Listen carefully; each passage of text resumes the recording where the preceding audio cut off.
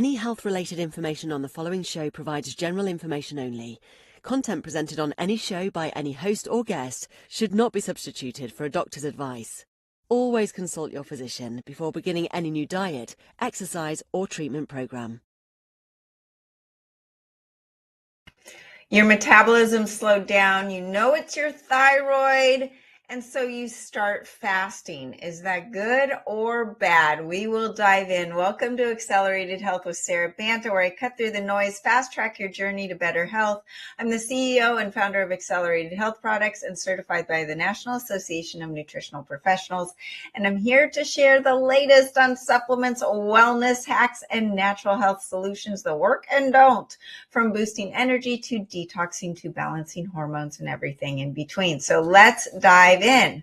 Fasting and hypothyroidism. What you really need to know before you start. It's a great question because while fasting can be a powerful tool, and everyone was talking about it, intermittent fast, 3-day fast, 5-day fast, to increase the weight loss success, the energy, metabolic health, they claim that you won't burn through your muscles. It'll go straight to burning fat.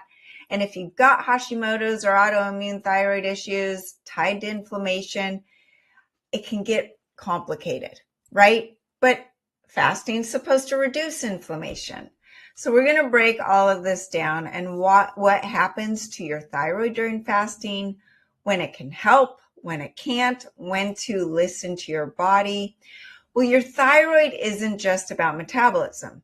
It is in charge of your whole energy system. It is the master endocrine gland. It controls your adrenals, your stress. It affects your gonadal system, your sex hormones, that progesterone, estrogen, testosterone, men and women. And if your thyroid is underactive, these small changes can have a huge effect over your whole system. For some, intermittent fasting helps regulate the blood sugar. If you're insulin resistant, it's great. Calms inflammation. Well, number one, inflammation comes a lot from inflammatory foods. So if you cut out some of the foods, then the inflammation is going to go down. And this is something that you should think about before starting an Ozempic or one of those weight loss drugs, because the studies done on showing inflammation reduction with them is in obese and diabetics, not in normal people.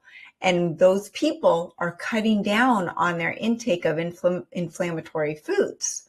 So what came first? Jury's out. I want to see a study of healthy individuals put on semaglutide and see if it lowers their inflammation, not changing the types of foods they're eating because they aren't craving those inflammatory processed foods. That's a side note. But for intermittent fasting, it helps people with insulin resistance, type 2 diabetes, obesity, because it's lowering that the insulin resistance. And insulin resistance can tell your body to store more fat. So it makes sense. But for others, if your thyroid levels aren't stable, fasting can feel like pouring gasoline on the fire. More fatigue, more brain fog, more weight loss struggles. If your thyroid is slow and your body is really tapping into those adrenals for the energy, and cortisol is just trying to keep you going, fasting's another stressor adding in to that cortisol demand. When your adrenals are tapped or when your adrenals are stressed, you use more iodine and more salt than when you're not stressed. Keep that in mind to when we get to the supplements at the end. But iodine is needed for thyroid. So if you are more stressed out because of the fasting and your adrenals are using up more iodine and salt, and that iodine is not going to the thyroid hormones, the T4 and T3 that stand for 4 and 3 molecules of iodine, you're pulling away the thyroid hormone building blocks. So then your thyroid's going to slow down even more. And then it becomes a stressor. What happens when your body's stressed? Am I going into a famine? Am I being chased by a tiger? We are going to store body fat.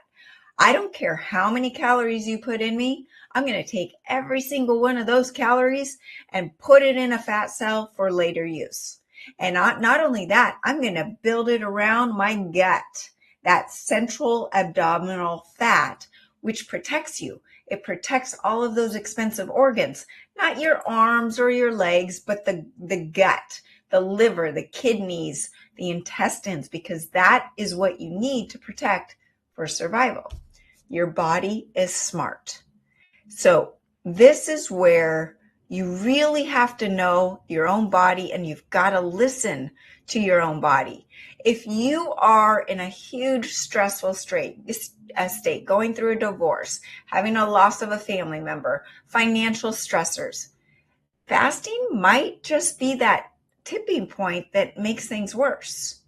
When you see people that go through a big loss, typically there's this immediate weight loss because they're not hungry. Their appetite is suppressed. The energy, the cortisol increases in the acute state, and that can cause fat burning initially. But then you see those people 6 months, 12 months down the road, they've actually gained more weight because they've slowed down their metabolism, and the chronic stress has depleted their thyroid and their adrenal storage, or that battery pack. And the body says, I got to store fat for survival. I don't know when she's going to eat to the right amount. And you've slowed down the metabolism because you have stopped eating what you used to eat. Your body's smart. You only spend money when there's money in the bank, or if you've got a credit card, but you're eventually going to have to pay that credit card. Think of your body that way. So, personal story, I loved fasting. I would fast all day and have one meal a day, and my appetite was gone. It was super easy, and I'd eat this huge meal at night, over 20 ounces of protein, getting in my grams, doing all the right things, and I felt my metabolism slow down. So, against my own will, because I wasn't hungry in the morning, I started eating in the morning. And I thought, oh my gosh, I can feel my thyroid turn on. I can feel my body heat up. I can feel my muscles go, oh my gosh, I love these amino acids that you're giving me. I trust you.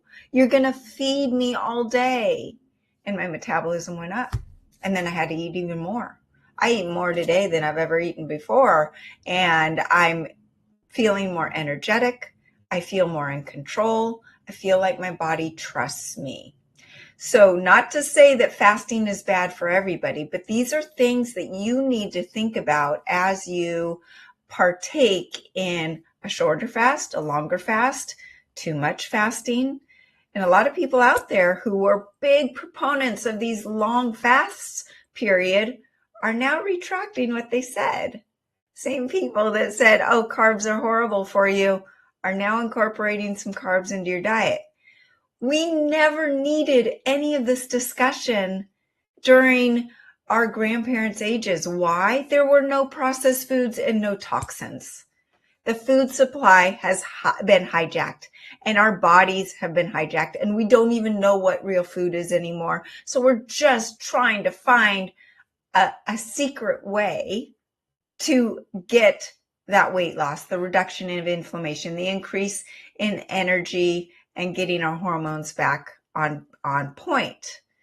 But when you stick to whole foods and your body trusts you, and your stress is managed, and your sleep is good, and you're moving your body, and you're eliminating the toxins as much as you can, and you're detoxing, and your body can function, it will function optimally. Okay, so what happens to the thyroid hormones during fasting? The T4 is your storage hormone. It's inactive, usually stays steady during short fasts. This is why many hypothyroid patients can tolerate 12 to 16 hours without food. But the T3 is your active hormone. T4 converts into T3. About 20% of that conversion happens in your thyroid. Most of it happens in your liver. You've got to take care of your liver health. When your liver is clogged, Your metabolism's going to slow. Your fat burning is going to go kaput. Your protein assimilation isn't going to work. This is where you want to look at, okay, am I able to put muscle on? Am I burning fat? Am I feeling nauseous when I eat a fatty meal? These are all signs that your liver's not working. Or if you are doing all the right things, but your thyroid hormones aren't converting, your T3 is low, your ferritin or iron are high, your cholesterol levels are creeping up for no reason. These are signs of liver dysfunction. So the T3, the active hormone, can dip if fasting goes beyond 24 hours. And I feel it. You know, when I do my liver flush that last day, I fast until I do the liver drink at night, and I don't fast all day anymore. But what happens is I can feel my metabolism slow down and towards the afternoon because, you know, oh, she's not giving me food. What's going on? I'm going to slow things down. So your body is conserving energy. If you already run low on T3, this can hit you harder. And you might get cold hands, a sluggish digestion, brain fog. These are signs to look for. Then that reverse T3 is the emergency brake. That is your stress hormone. So if your body doesn't trust you and you're stressed, that T4 is going to convert into reverse T3, causing you to store fat, slow the metabolism, all the things that you're not wanting to do. And this is like if you are on a caloric restrictive diet, you're overtraining, you're stressed out because of finances or a death in the family or something like that, and then you add on fasting, your body says, nope, I don't trust you. I'm going to convert that T4 into reverse T3, not free T3. Your metabolism grinds to a halt. Doesn't matter what you're eating. Every little morsel of food is going to be stored into those fat cells. Now, the TSH is that signaling hormone, thyroid stimulating hormone.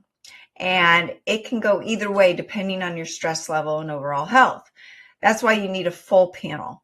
Typically, TSH at a high level can be screaming to your thyroid saying, produce more T4.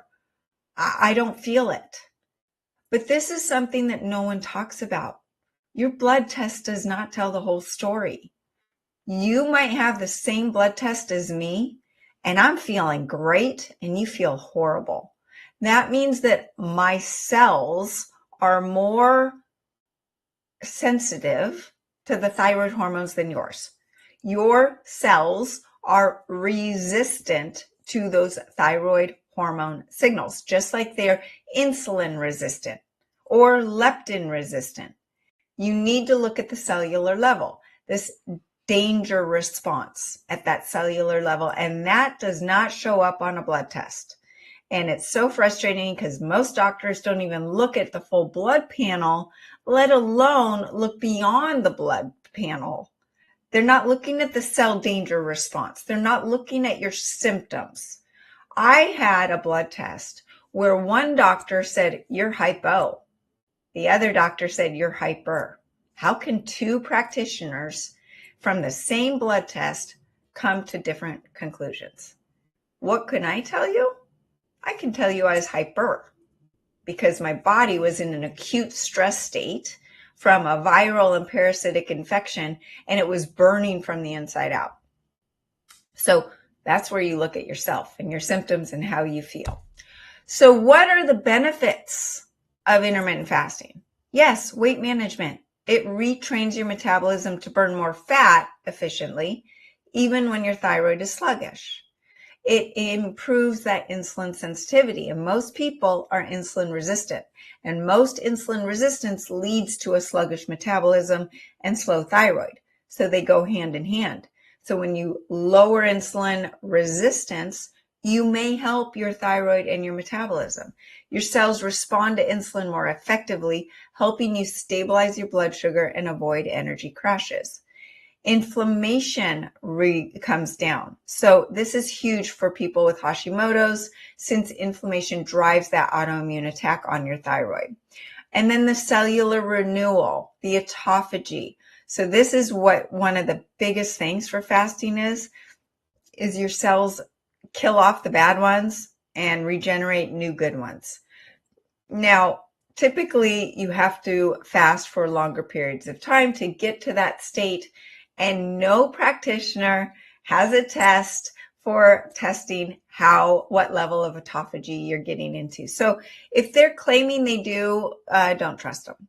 So if fasting pushes the cortisol too high, it can flip the switch in the wrong direction. So warning signs that you're overdoing it. You're more fatigued. You have colder hands and feet. You're constipated. Your digestion is slow. You have mood swings, your brain fog, anxious, irregular menstrual cycles. Your cycle is a clue, a window into what is going on in your body with trust. Is your body in a good position to support another human being? If not, hey, we're going to put the brakes on that, and we're not going to allow you that opportunity. So that is number one. So how can you fast safely if you have hypothyroidism? Now, I believe 90% of you have suboptimal thyroid function. If you have unexplained weight gain, if you have any of the symptoms we've talked about, your thyroid is probably not up to par. So here's what I recommend. Start small. Begin with a 12-hour overnight fast, finish dinner at 7, have breakfast at 7 a.m. If you feel good, gradually increase to 14 or 16 hours. That's easy. You're just sleeping most of the time. When you are fasting, you must focus on nutrient-dense meals. Protein, protein, protein. I am not a proponent of a high-fat ketogenic diet for most of you, not because it was once good, but because most of you have sluggish or suboptimal liver function. And our livers are backed up. We cannot process fat very well. So this is where you want to prioritize protein.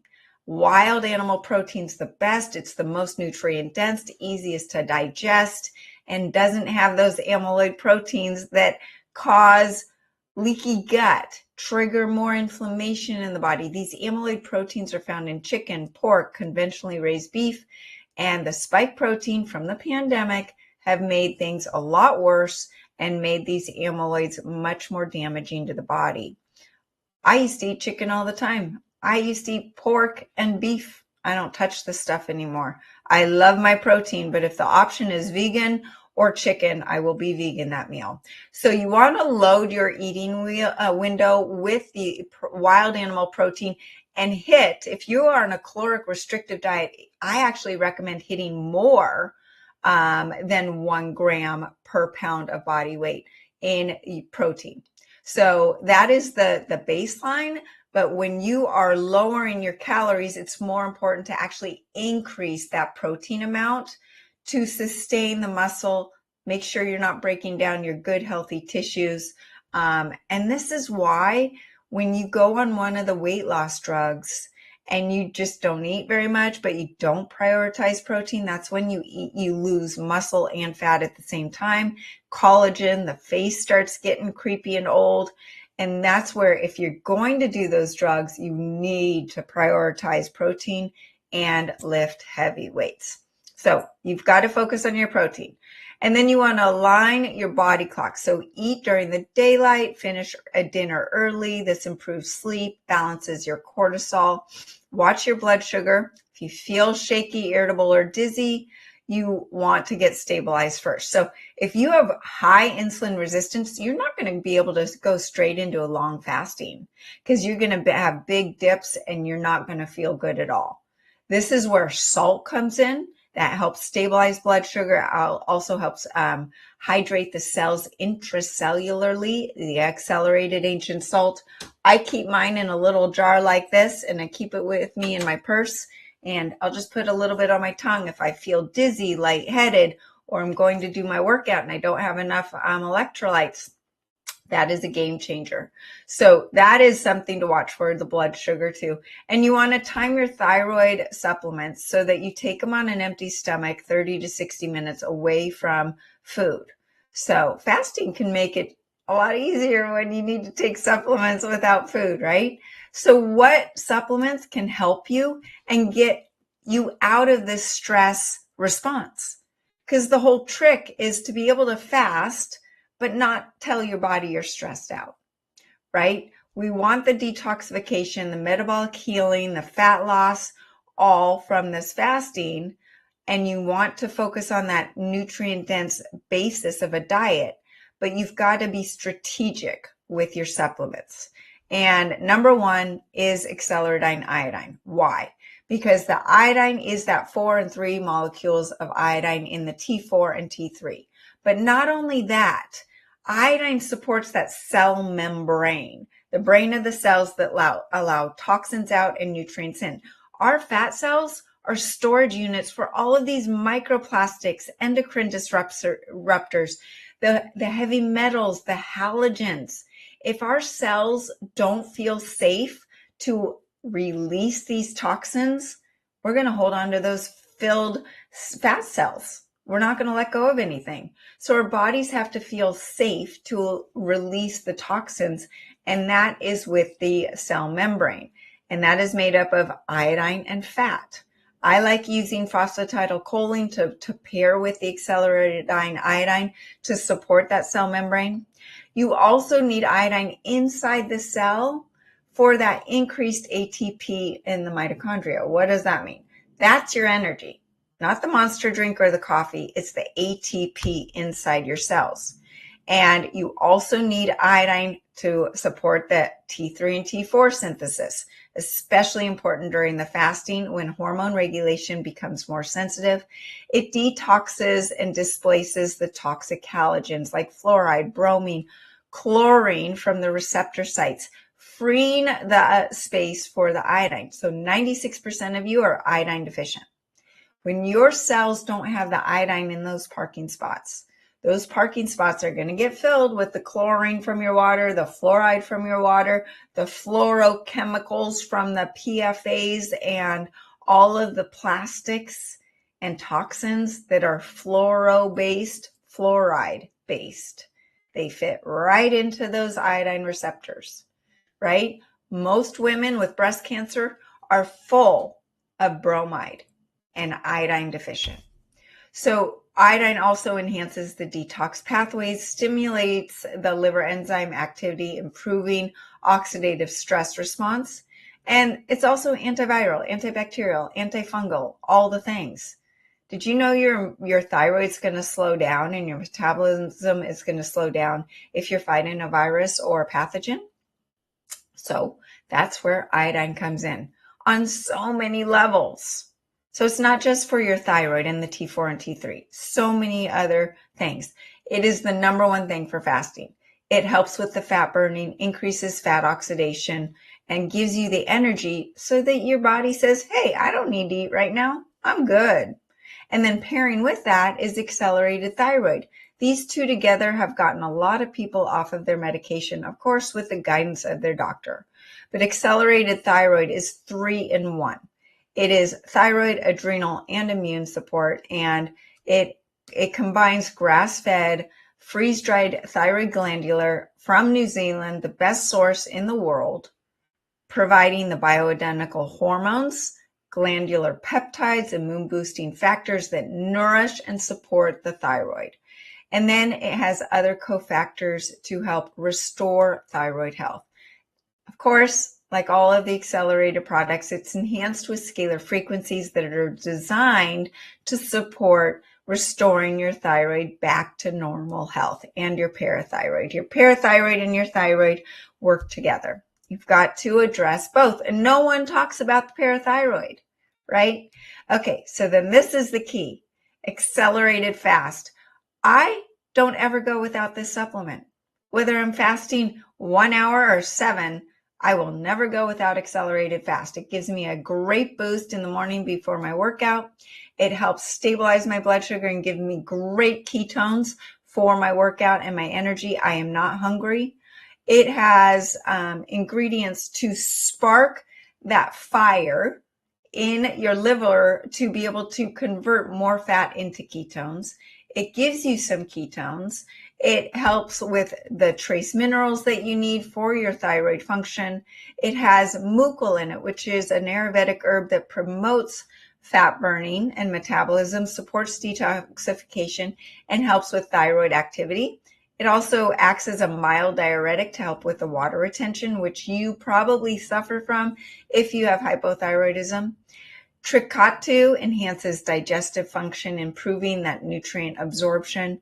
And then there are some other ingredients that help with the fat burning, stabilizing the blood sugar, energy, increased ATP, so many things. So I wake up, I sleepwalk to my iodine, I take my iodine dose, I wait 12 minutes, I take my accelerated thyroid, I wait 45 minutes, I then take my accelerated fast, my accelerated aminos. Why do I take my accelerated aminos? They do not break a fast. There's no calories, but they will help maintain that muscle mass, support the muscle, increase ATP, increase the ability to perform during my workout way beyond what I could without it.